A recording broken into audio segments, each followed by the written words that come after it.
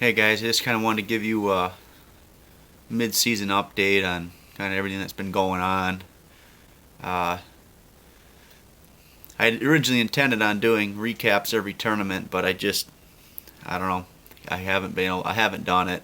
So I'll try to do a little mid-season update, kind of everything that's been going on, maybe a short recap of each tournament, and then just kind of how things are going for me. So it's been an interesting year for sure. So started out on the St. Johns River, had a horrible first day, had some really bad misfortune with a fog delay, and I made a long run to find another guy down there fishing with live bait, real small spot, and he was putting them on a stringer, taking them home for fish sandwiches. So that kind of wrecked my day. I really only could really only pick one decision, one location, because I was making such a long run, and it just didn't work out. Second day, rebounded, had a decent day, ended up in 67th. So not a great start, but salvaged okay, not a bomb finish, so that's good. Then we went to Fort Loudoun in Tennessee, which honestly I was not expecting to do very well, and ended up having a decent finish. I was pretty happy with my performance there, other than falling too short of a limit the first day. I fished pretty well for not getting a lot of bites, and I think I ended up 29th. Learned a lot about shallow cranking down there. They do stuff a little different than I've ever done with flat-sided balsa crankbaits, and so I learned a lot about that. So it was a good tournament. And then from there we went to Pickwick Lake, which, I like Pickwick. I have some history there not that long ago, and honestly the tournament was setting up to be a lot like when I fished in November. The fish were on a lot of the same spots. I was catching them the same way. I caught some big fish in practice like everybody else, largemouth and smallmouth, but my plan was to primarily target smallmouth because the way I was fishing, there wasn't really anybody else doing it, and there was fish there, and they were the right ones. So obviously with the mega flood, when we got there, the water was 4 foot low from pool, and when we were supposed to start fishing the tournament, I think it was 7 foot high from normal pool. So, the park was flooding where we were taking off from, ended up getting postponed a couple days, and then we got to fish, and honestly, I was mainly catching them on a swim bait in practice, and I talked to Bob Downey a lot. He's probably about the only person I really bounce ideas off and just kind of share kind of what we're both seeing. And he told me he was getting them on a tube, so I rigged up a tube just in case, and that's what I ended up catching. My first spot I pulled up, and the current was way different than fish I knew weren't going to be where I was getting them on a swim bait, and fortunately I figured it out in about 5 minutes where they were sitting, and I caught 4 pretty quick. One real nice, like a 5-pounder and a 4-pounder. Went to my second or third spot, and I caught 3 there, 2 nice ones. And then honestly, I kind of stopped fishing that stuff because I needed to check a lot of the stuff to see where else there was fish. And I had what I thought was a decent bag for the conditions, 16.5 pounds. Ran around, didn't really get much else figured out. Second day, I went to them same 2 spots, got 19 pounds real early. Once again, went looking for more just largemouth, and other smallmouth didn't really find anything. Fishing pretty conservative because I only had those couple spots, and I knew I was going to be fishing the third day. I actually went into the third day in 14th place, and I really felt like I could catch 20 to 25 pounds off that one spot, because I hadn't only fished it for a total of about an hour between the first 2 days, and I was catching them pretty quick, and they were nice ones. The first day of the tournament, my trolling motor batteries died at about 2 o'clock, so I had about an hour and a half to fish. Lasted all day the second day. The third day, they ended up dying, about 3 hours into the tournament, and it really, in that current like that, I ended up going back and switching out a battery, and it didn't do anything. It lasted about 30 seconds, died again, so I basically wasted over half my day sitting outside the marina just trying to catch. I did catch 1, but I ended up dropping from 14th to 39th, which really hurt in Angler of the Year points. and just honestly because I was around the fish to maybe not make the top. I mean, potentially make the top 10, but I really feel like I would have caught a decent limit had I been able to fish. So I was pretty bummed about that, but it was an okay finish overall. But pretty disappointed with just what happened. When you have mechanical issues that,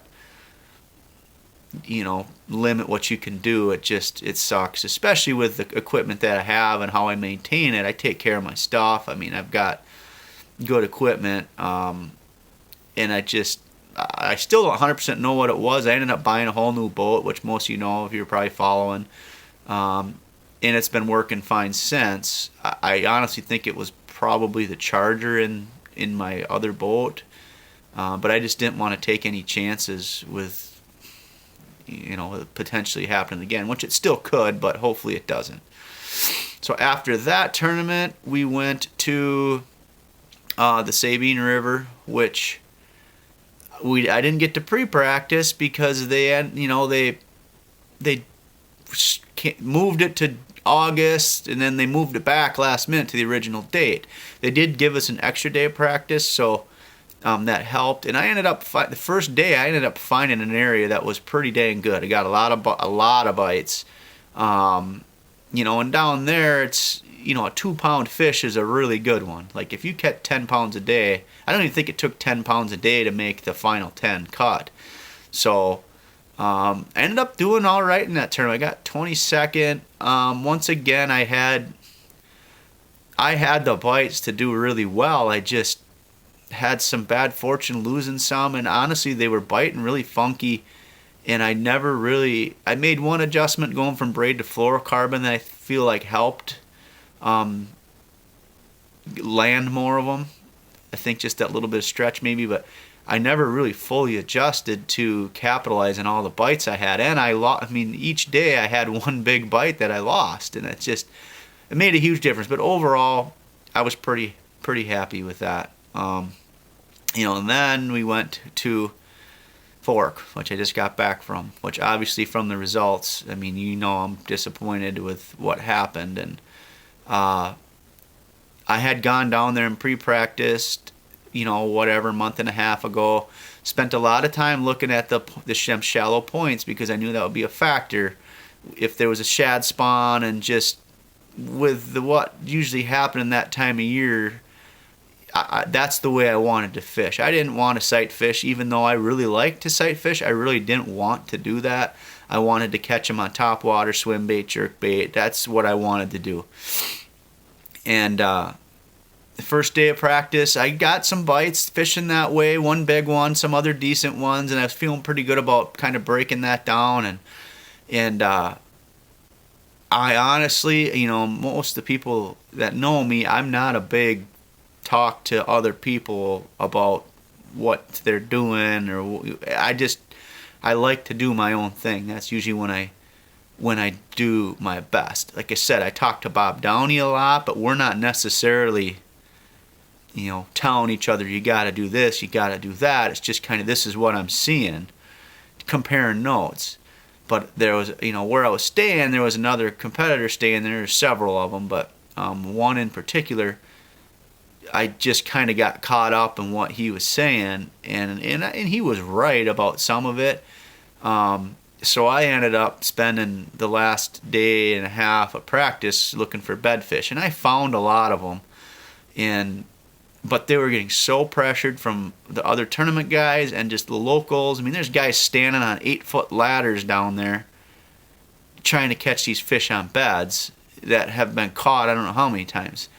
So, and honestly, I've won quite a few tournaments sight fishing. I feel like I'm pretty decent at it, but them fish are tough to catch down there, and the guys in the Elite Series are just, a lot of them guys are way better at it than I am. I thought I was decent, but them guys are, Drew Cook, Drew Benton. Them guys are just Stetson Blaylock.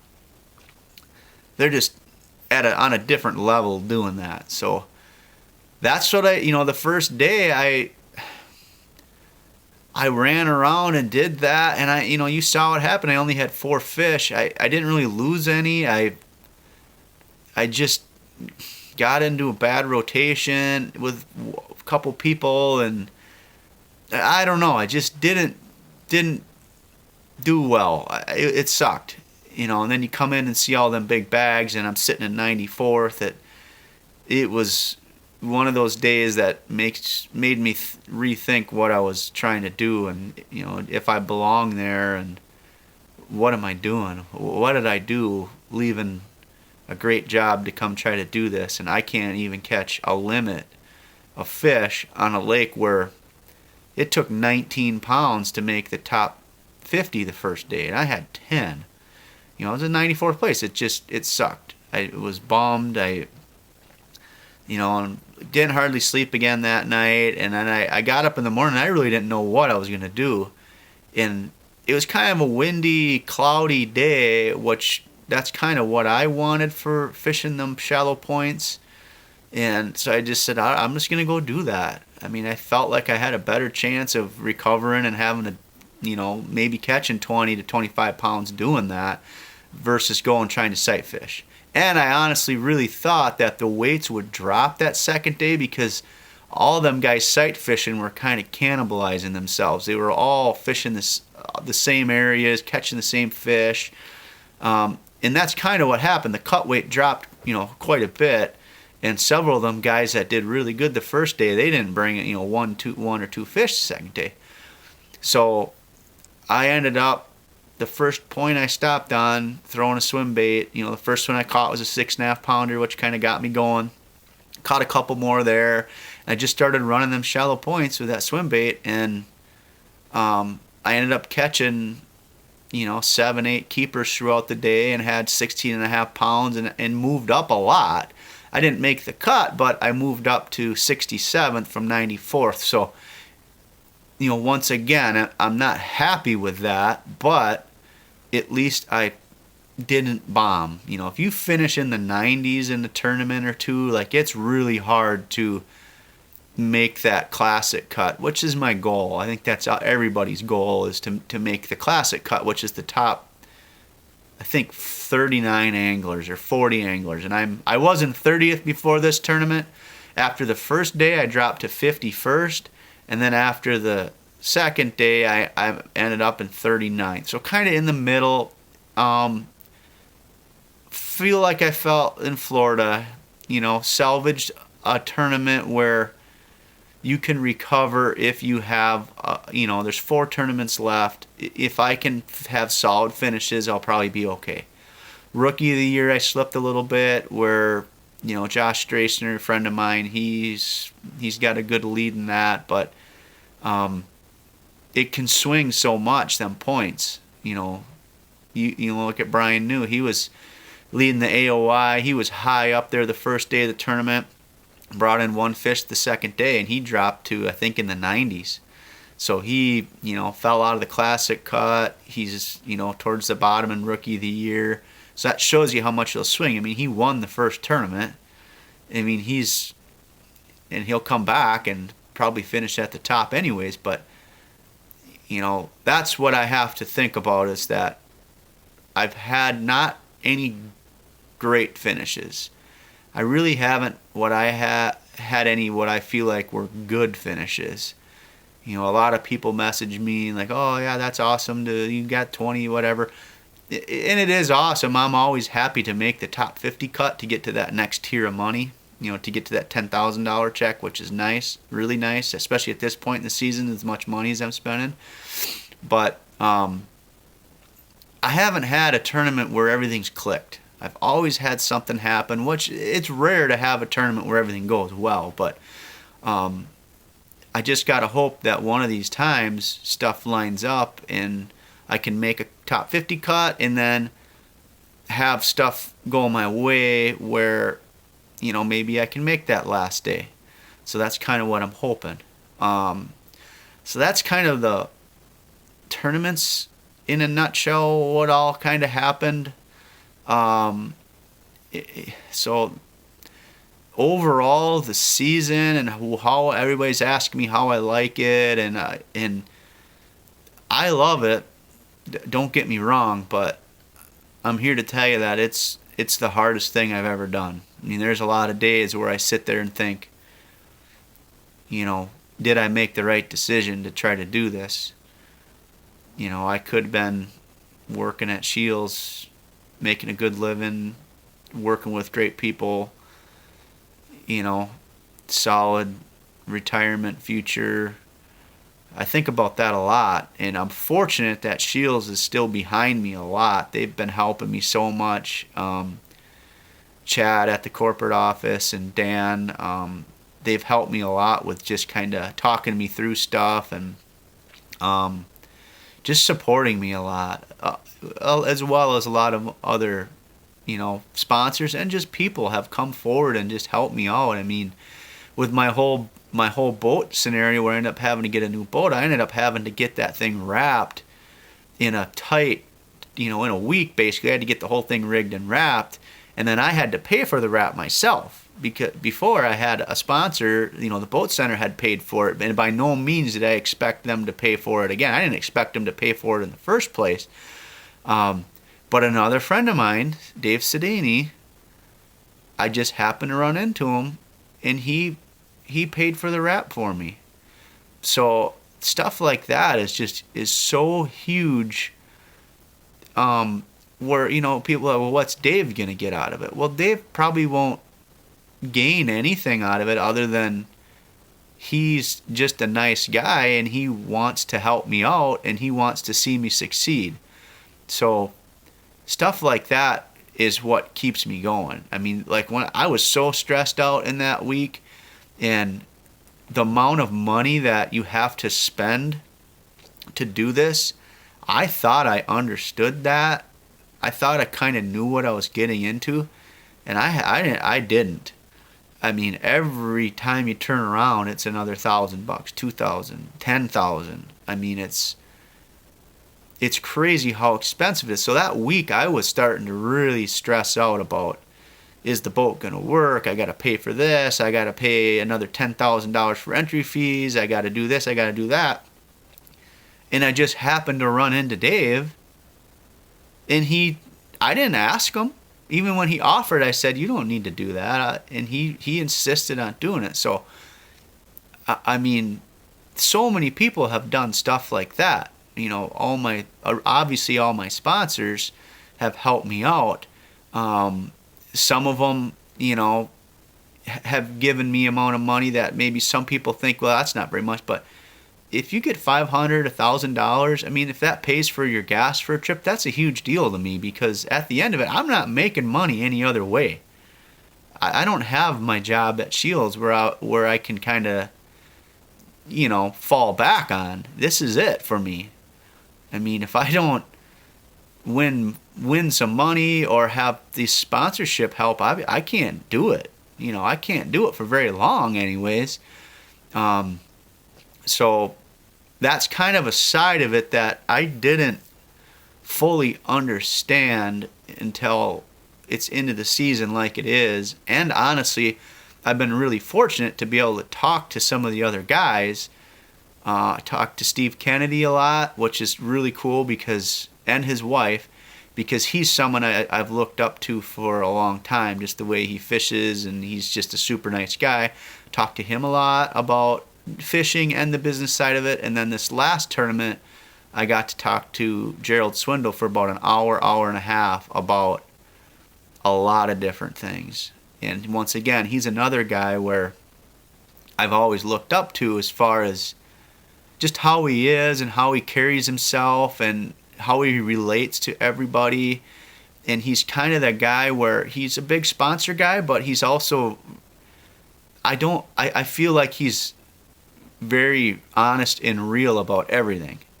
He's not going to partner with somebody just because they pay him. And that's the kind of stuff I talk to him about a lot. And he gave me a lot of good advice.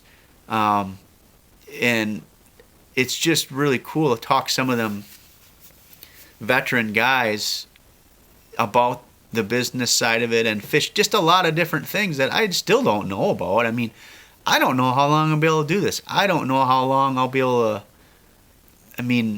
I don't even know if I'd say I mean, I guess I'd say I'm competing because I'm doing okay, but how long can you sustain, you know, making a few cuts? And I don't know how long I can do it.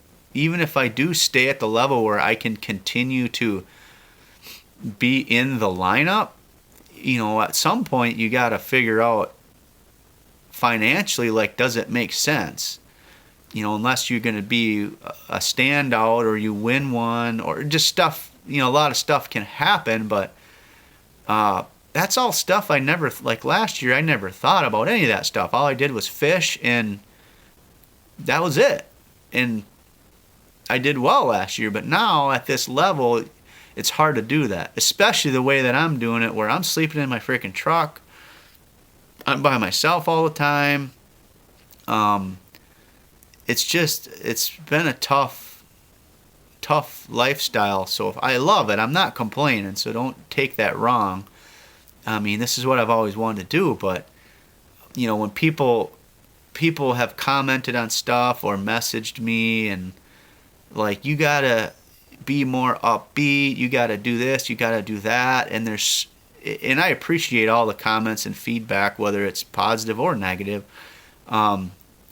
But there's so many things you don't, and I didn't talk to my wife about this. There's so many things that from the outside looking in, you don't get. I didn't get it. I didn't get it at all. And I have, thought I did. But when you're sitting there saying like, you got to be more, upbeat on the stage and do this and do, it's like, well, yeah, it's easy to say that, but you don't realize that, well, the night before the tournament, I didn't get to bed till 11:30 because I was up rigging rods. I had to be up at 4. I didn't eat dinner because I didn't want to eat dinner at midnight. And then I didn't fish very well. And yeah, it's easy to say like, you do that, you need to do this, you need to do that, but it's not that easy to just flip the switch. And I think, personally, like, I want to see, when people have a bad day, those are just as important as the good days of how people react and handle them. And are you being real? Are you being real, or are you just saying what you think people want to hear? I'm not the guy to say what I think people want to hear. I'm going to be honest. And maybe that's not good for some people, but that's how I am. And I think a lot of my sponsors like that about me. Maybe some of them don't. But I think overall, that's, people can see through that. If someone goes up there and acts all whatever and they're not doing very well, it's like, well, how can that be? How can you be so happy and whatever when you're not catching fish? Like, I need to catch fish to make it. And in going into this, I by no means ever, I honestly don't care about at the end of the year saying I made, X amount of dollars, 150, whatever it is, and feel like I am making all this money. I don't really care about that. I want to just be able to do it and to hopefully be happy doing it and to have fun and just to be able to do what I've always wanted to do since I was a kid. So I'm not one of them guys that needs to make hundreds of thousands of dollars. It'd be cool to have that off your plate of, I don't need to worry about money at all, but that's not my goal. My goal is to be able to do it, have fun, and grow with some of my sponsors and help them out. And that's what I want to do. So if I come off on stage or wherever on my posts like I'm mad or I'm disappointed, well, I probably am, because I'm not going to sugarcoat it. After Pickwick, when did my little post, my supervisor at work's like, man, you look like you're burning from both ends and you're hardly breathing. And I said, well, yeah, that's what I feel like. Most of these guys, that's what they feel like. It's not, this isn't easy. It's not, I think people have the conception that's like, we go out and fish for, we get up at 8 o'clock and go out fish till noon, come back and do it. No, we're out there from dark to dark. You come back. I mean, it's grueling. The week of the tournament is absolutely grueling because you're just going 100% of the time every day. And you get to the end of the week and it's just like, you can't believe what you crammed in there to try to get to the point. And then you got to worry about catching them. So, I just want people to realize that when I look like I'm had a bad day or I'm not happy, I might not be happy with the day, but I'm happy doing what I'm doing. But I'm not going to hide it when I'm disappointed in something. If I'm not happy, people, 39th, that's still pretty good. Well, no, it's not good. It's okay, but it's not good. I'm a very humble person, but I'm not used to being in the 90s in a tournament. I don't know. It's just hard to, when you know how hard you worked and the results don't show it. And all these guys can say that. And all these guys are so good. It doesn't matter if it's someone at the bottom right now or someone at the top. They're all really good anglers. So it's easy to say from the outside you should be happy, blah, with whatever finish. But if you're happy with 39th, then you probably I don't know, you shouldn't be there, but you should probably rethink things, because that's just the way I've always been. It's like I want to be at the top. I don't want to be skating that cut line all year like I've been doing. And obviously I'm doing better than a lot of people, but it's not the best position to be in. It almost puts more pressure on you. So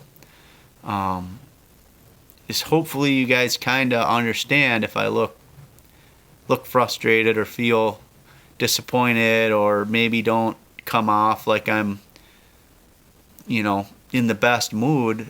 I hope you guys may understand that being my first year, learning a lot of different things about just how to live this lifestyle, it's put a lot of stress on me, and just the way I expect myself to perform has put a lot of stress on me. And like I said, I don't want to make this seem like I'm being negative about everything, but I just want everybody to realize that there's a different perspective that you're not really seeing from the outside.